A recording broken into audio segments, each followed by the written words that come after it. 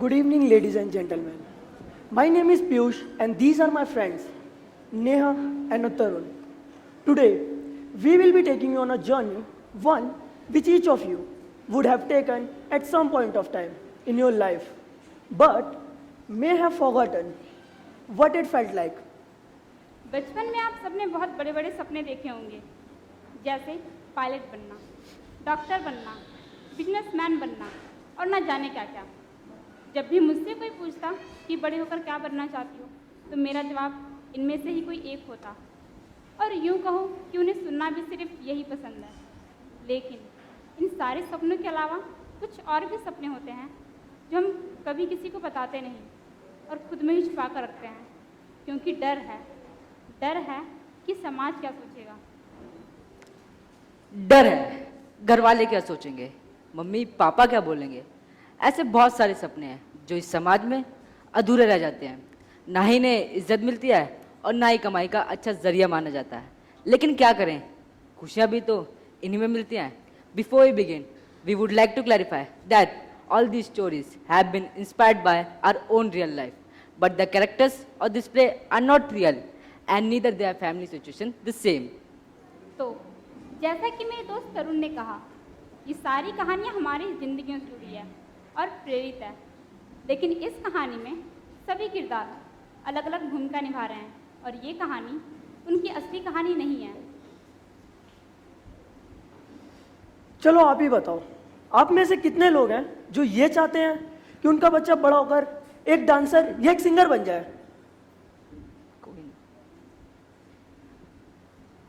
अच्छा है, आप में से कुछ लोग तो चाहते हैं। हम में से बहुत से लोग ऐसे होंगे जो ये चाहते हैं कि उनका बच्चा सीखे। वो ये नहीं चाहते कि वो बड़े होकर बन जाए, क्योंकि उन्हें डर लगता है कि बड़े होकर परिवार को कैसे संभालेगा। लेकिन हमारी ज़िंदगी में ये सब सोचना भी बहुत दूर की बात है, क्योंकि हमारे घर वालों को लगता है कि अगर बच्चे ने ये चुना तो क्या ही हमारी गरीबी दूर करेगा। ऐसी बहुत सारी कहानियाँ हैं जो हमारी खुद की ज़िंदगी से जुड़ी हैं। जैसे कि अभिषेक, ये घर का एक लौता लड़का है जिसके पापा ड्राइवर हैं और मम्मी हाउसवाइफ। घर वाले हमेशा से ही और लड़के चाहते थे, लेकिन सिर्फ बेटियां ही हुई।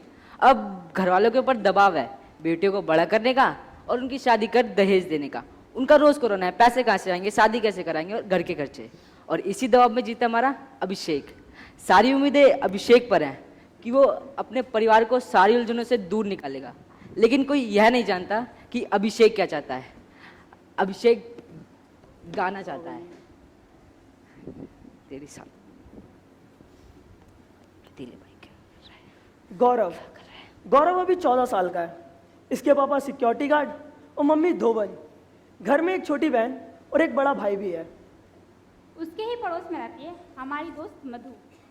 उसके पापा की एक चाय की दुकान है और मम्मी घर में बैठ सिलाई का काम करती है।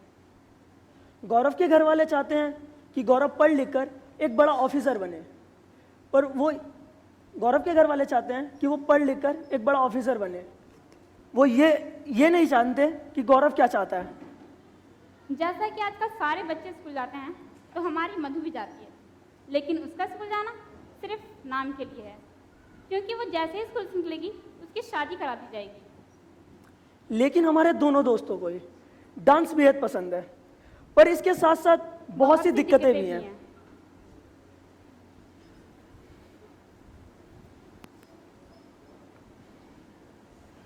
ये है प्रेम। प्रेम के पापा रिक्शा चलाते हैं और मम्मी काम वाली है।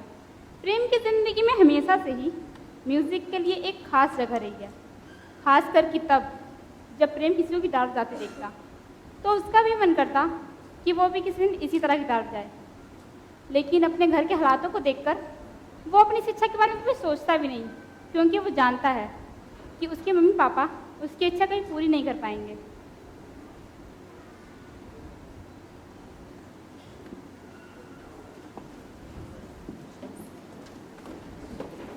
लेकिन एक दिन जब प्रेम स्कूल से घर वापस लौट रहा था तो उसे रास्ते में कहीं से गिटार की धुन सुनाई देती है और उस धुन का पीछा करते करते प्रेम एक जगह आकर पहुंचता है जहां पर कुछ बच्चे गिटार सीख रहे होते हैं और प्रेम उन्हें बड़े ही गौर से देखने लगता है।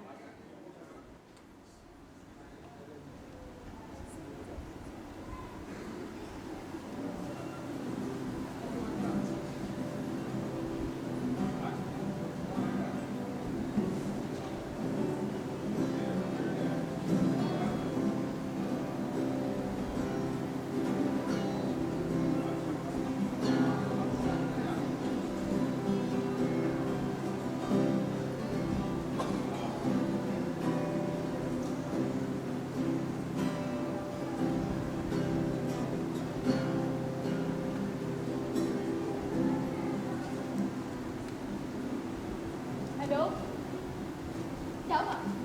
अरे क्या हुआ? कुछ नहीं। नहीं, मैंने देखा तुम बैठ के गाना सुन रहे थे ना। तुम्हें गिटार पसंद है? हाँ बस नहीं, सीखना चाहते हो? मेरे पास गिटार नहीं है। गिटार तो हम दे देंगे। लेकिन कितने पैसे?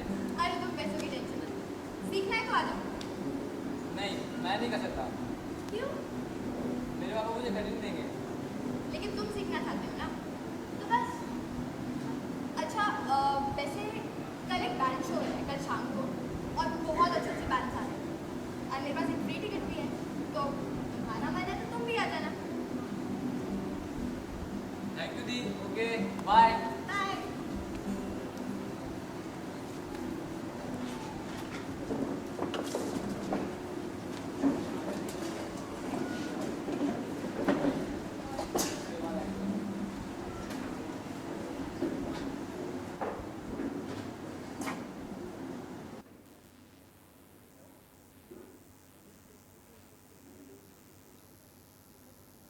दी, मैं आ गया।